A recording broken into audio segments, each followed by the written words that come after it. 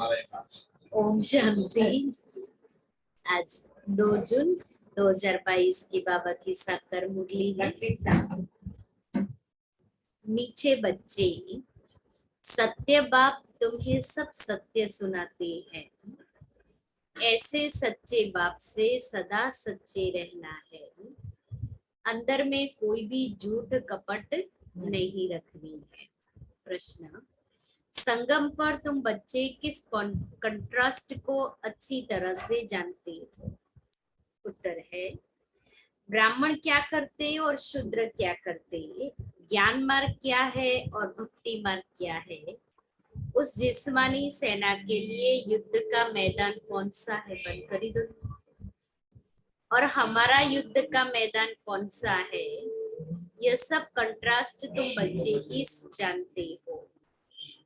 सतयुग अथवा कलयुग में इस कंट्रास्ट को कोई नहीं जानते। गीत है: माता ओ माता तू जग की भाग्य विधाता। ओम शांति। यह है भारत माताओं की महिमा। जैसे परमपिता परमात्मा शिव की महिमा है, सिर्फ एक माता की महिमा तो चल न सके, एक तो कुछ कर न सके, जरूर सेना चाहिए। सेना बिगर काम कैसे चले। शिव बाबा है एक, वह एक न हो तो माताएं भी न हो, न बच्चे हो, न ब्रह्मा कुमार और कुमारियां हो। मेजोरिटी माताओं की है, इसलिए माताओं को ही महिमा दी गई है। भारत माताएं जो शिव शक्ति गुप्त सेना है और अहिंसक है, कोई भी प्रकार की हिंसा नहीं करती है। हिंसा 2 प्रकार की होती है, एक है काम कटारी चलाना, दूसरा है गोली आदि चलाना, क्रोध करना, मारना आदि। इस समय जो भी जिस्मानी सेनाएं हैं वह दोनों हिंसा करती है।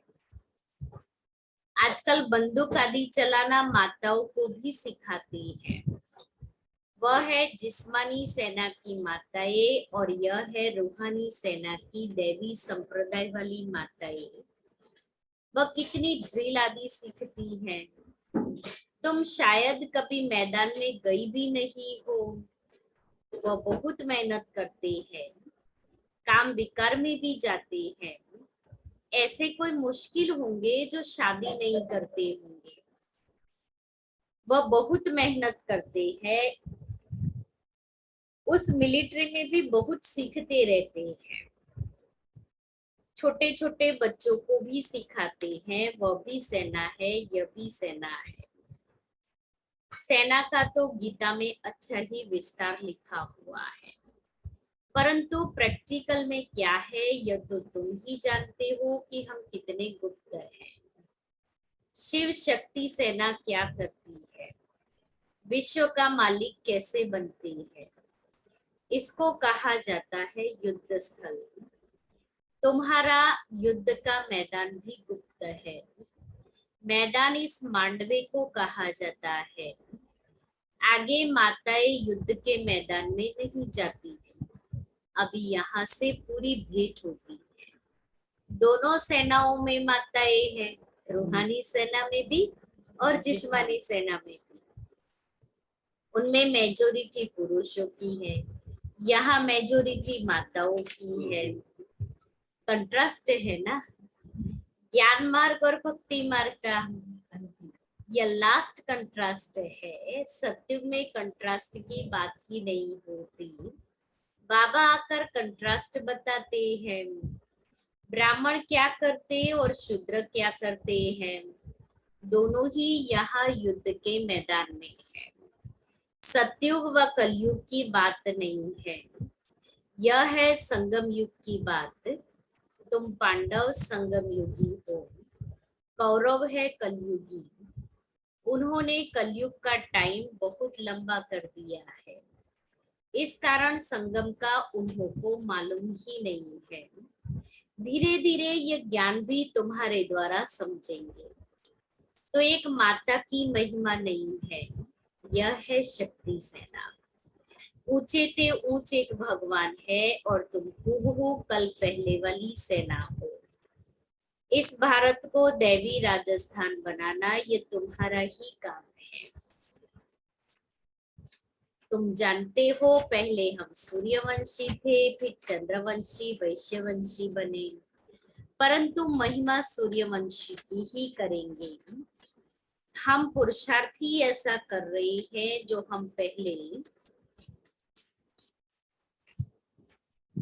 हम पहले सूर्यवंशी अर्थात स्वर्ग में आए।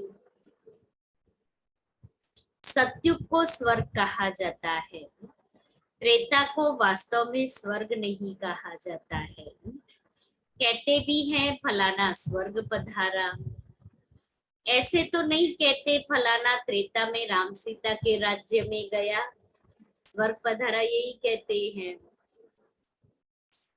मनुष्यों को सत्य का पता ही नहीं है।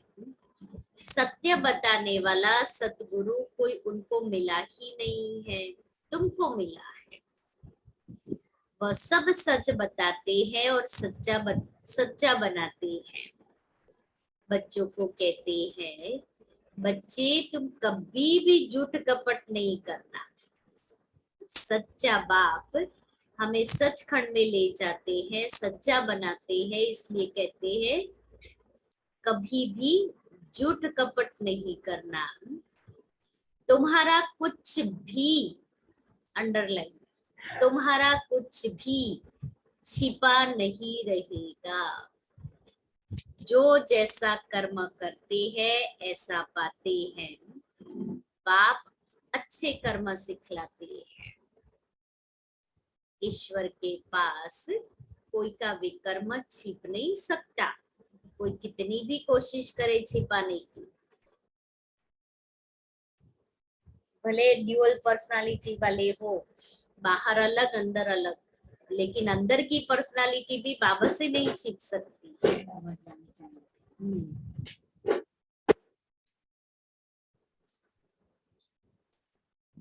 कर्म भोग भी बहुत कड़ा होता है। एक तो बाबा ने पाप कर्म छिप नहीं सकते, दूसरा शरीर के कर्म भोग, तो वो भी तो भोगना है। तो अगर हमने कोई ऐसे झूठ कपट चोरी आदि छलना आदि किया तो वो फिर क्या होगा? कर्म भोग के द्वारा चुकतू तो करने पड़ेंगे।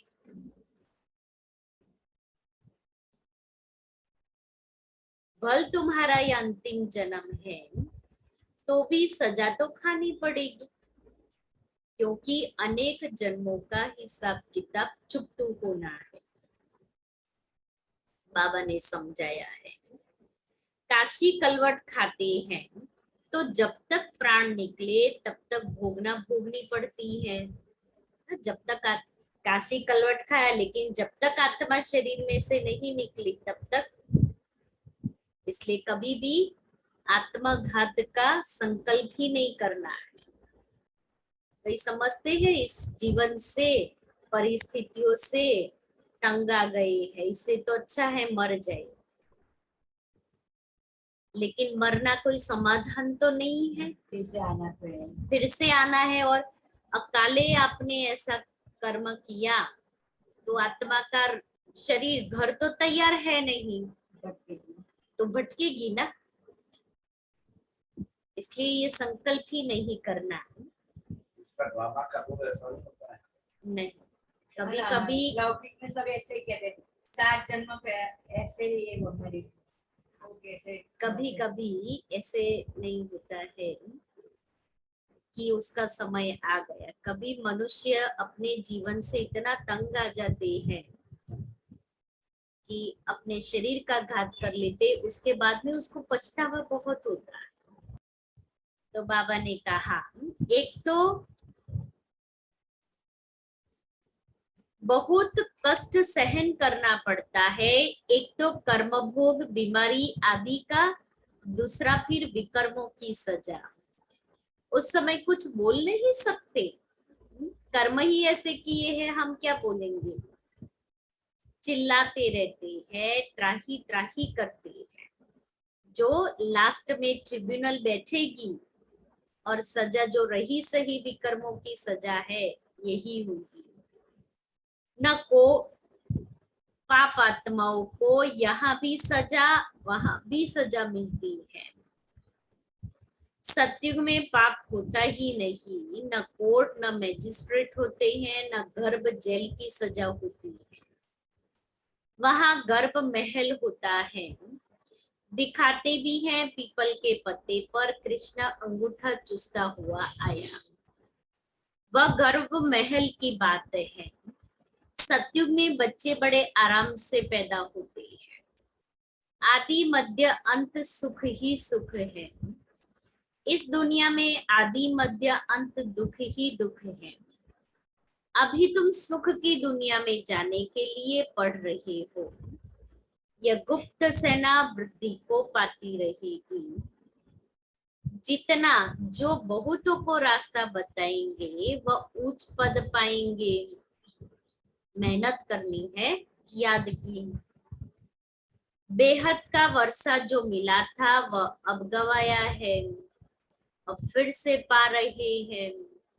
लौकिक बाप पारलौकिक बाप दोनों को याद करते हैं। सतयुग में एक लौकिक को याद करते, पारलौकिक को याद करने की जरूरत ही नहीं है। वहां सुख ही सुख है। यह ज्ञान भी भारतवासियों के लिए है और धर्म वालों के लिए नहीं है। वहां सुख ही सुख है। परंतु जो और धर्मों में कन्वर्ट हो गए हैं वह निकल आएंगे, आकर योग सीखेंगे। योग पर समझाने के लिए तुमको निमंत्रण मिलता है तो तैयारी करनी चाहिए। समझाना है, क्या तुम भारत का प्राचीन योग भूल गए हो? भगवान कहते हैं मन मना भव। परम पिता परमात्मा कहते हैं निराकारी बच्चों को कि मुझे याद करो तो तुम मेरे पास आ जाएंगे। तुम आत्मा इन ऑर्गन्स से सुनती हो, मैं आत्मा इन ऑर्गन्स के आधार से सुनाता हूँ। मैं सबका बाप हूँ। मेरी महिमा सब गाते हैं। सर्वशक्तिवान, ज्ञान का सागर, सुख का सागर, आदि आदि। यह भी टॉपिक अच्छी है। शिव परमात्मा की महिमा और कृष्ण की महिमा बताओ। अब जज करो कि गीता का भगवान कौन है। यह जबरदस्त टॉपिक है, इस पर तुम्हें समझाना है। बोलो हम जास्ती समय नहीं लेंगे, 1 मिनट दे तो भी ठीक है। भगवान उवाच मामे मन मना भव, मामे कम याद करो तो स्वर्ग का वर्षा मिलेगा। ये किसने कहा? निराकार परमात्मा ने ब्रह्मा तन द्वारा ब्राह्मण बच्चों को कहा। इनको ही पांडव सेना भी कहते हैं। रूहानी यात्रा पर ले जाने के लिए तुम पंडित हो। बाबा निबंध मना ऐसे देते हैं, उनको फिर कैसे रिफाइन कर समझाए। सो बच्चों को ख्याल करना है। बाप को याद करने से ही मुक्ति, जीवन मुक्ति का वर्षा मिलेगा। हम ब्रह्मा कुमार और कुमारियां है, वास्तव में तुम भी हो, परंतु तुमने बाप को पहचाना नहीं है। तुम बच्चे अभी परमपिता परमात्मा द्वारा देवता बन रही हो। भारत में ही लक्ष्मी नारायण का राज्य था। छोटे छोटे बच्चे बुलंद आवाज से बड़ी बड़ी सभा में समझाए तो कितना प्रभाव पड़ेगा। समझेंगे, ज्ञान तो इनमें है। भगवान का रास्ता यह बताते हैं। निराकार परमात्मा ही कहते हैं, हे आत्माएं मुझे याद करो तो तुम्हारे विकर्म विनाश होंगे। गंगा स्नान, तीर्थ आदि जन्म जन्मांतर करते करते पति ही बनते आए। भारत की ही चढ़ती कला उतरती कला है। बाप राजयोग सिखलाकर चढ़ती कला अर्थात स्वर्ग का मालिक बनाते हैं। फिर माया रावण नर्क का मालिक बनाती है तो उतरती कला कहेंगे ना। जन्म बाय जन्म थोड़ी थोड़ी उतरती कला होती जाती है। ज्ञान है चढ़ती कला, भक्ति है उतरती कला। कहते भी हैं भक्ति के बाद फिर भगवान मिलेगा, तो भगवान ही ज्ञान देंगे ना। वही ज्ञान का सागर है। ज्ञान अंजन सतगुरु दिया, अज्ञान अंधेर विनाश। सतगुरु तो एक परमपिता परमात्मा ही है। महिमा सतगुरु की है न कि गुरु की। गुरु लोग तो ढेर है, सतगुरु तो एक है। वही सदगति दाता पतित पावन लिबरेटर है। अभी तुम बच्चे भगवान वाच सुनते हो। मामेकम याद करने से तुम आत्माएं शांति धाम चली जाएगी। वह है शांति धाम, वह है सुख धाम और यह है दुख धाम। क्या इतना भी नहीं समझते? बाप ही आकर पतित दुनिया को पावन बनाते हैं। तुम जानते हो बेहद का सुख देने वाला बेहद का बाप ही है। बेहद का दुख रावण देते हैं, वह है बड़ा दुश्मन। यह भी कोई को पता नहीं है कि रावण राज्य को पतित राज्य क्यों कहा गया है। अब बाप ने सारा राज हमको समझाया है। हर एक में यह 5-5 विकार प्रवेश है, इसलिए 10 शीश वाला रावण बनाते हैं। यह बात विद्वान पंडित नहीं जानते। अब बाप ने समझाया है राम राज्य कब से कहां तक चलता है। यह बेहद की हिस्ट्री ज्योग्राफी समझाते हैं। रावण है बेहद का बड़ा दुश्मन भारत का। उसने कितनी दुर्गति की है। भारत ही हैविन था जो भूल गए हैं। अभी तुम बच्चों को बाप की श्रीमत मिलती है, बच्चे बाप को याद करो। अलफ और बे परम पिता परमात्मा स्वर्ग की स्थापना करते हैं।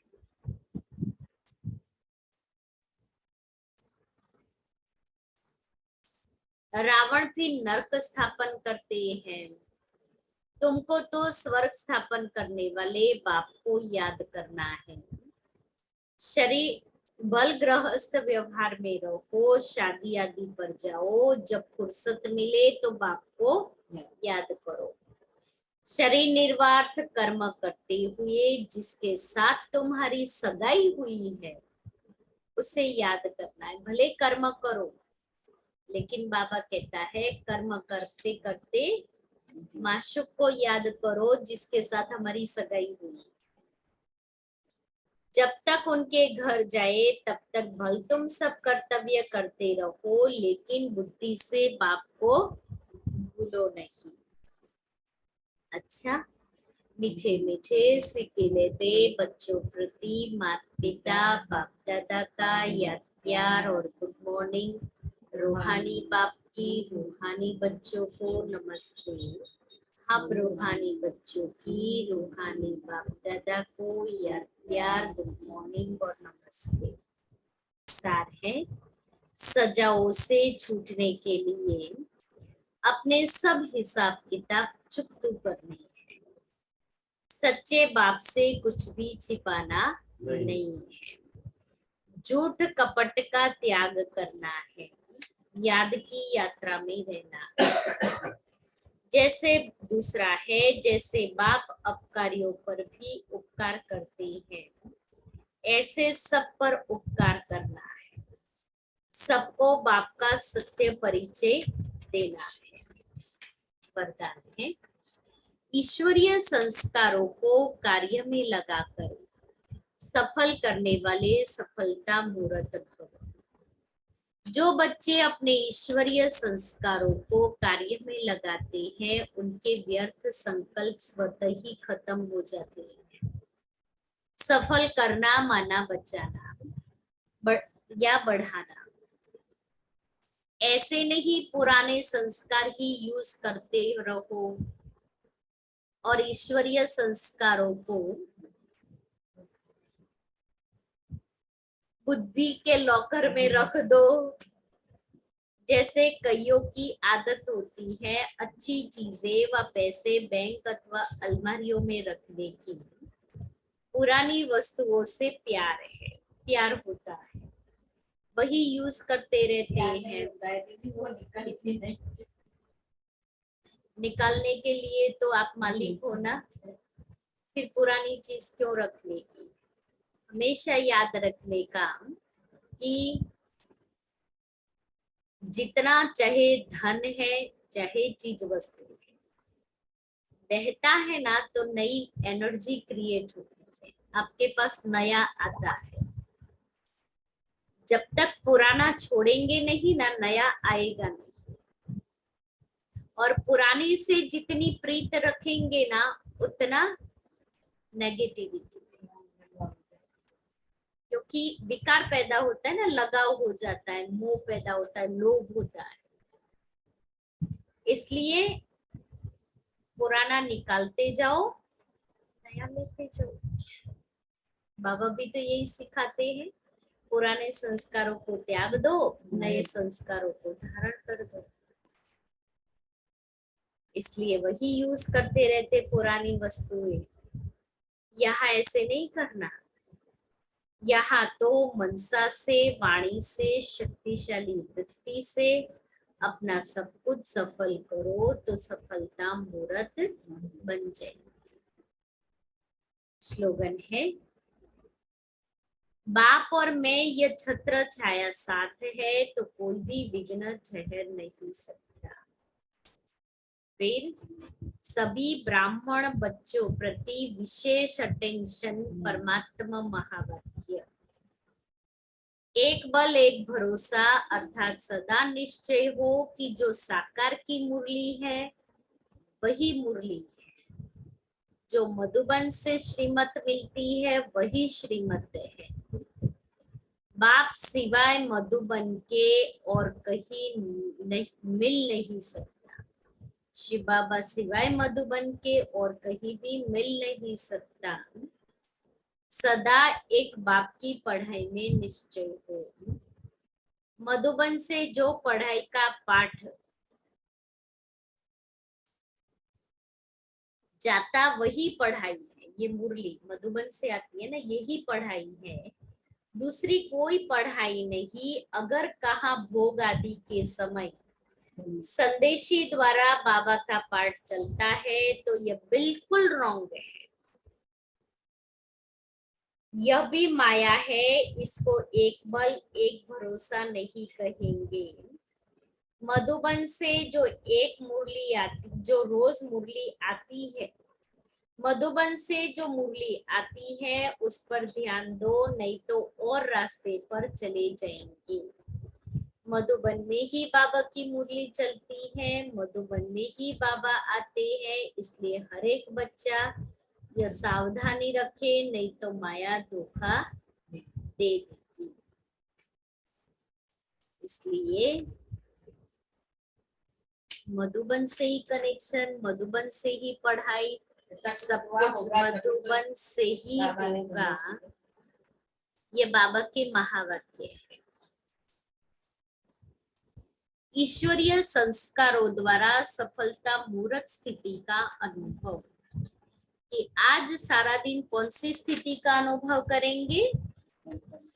ईश्वरीय संस्कार से सफलता मूर्त की स्थिति का अनुभव करेंगे। और आज का स्वमान है, मैं फरमान बरदार हूँ। तो मम्मा सदैव कहती थी कि क्लास में हाजिर रहना ये भी बाबा का फरमान। बरदार बच्चा बनना है, केवल रेगुलर नहीं ना, अंडरलाइन, केवल रेगुलर नहीं परंतु पंक्चुअल भी साथ साथ जरूर रहना है, जो जरा भी नीचे ऊपर ना हो। मम्मा ने सभी को ये सिखाया है कि मुरली और सवेरे का योग कभी भी मिस ना हो। ओम शांति।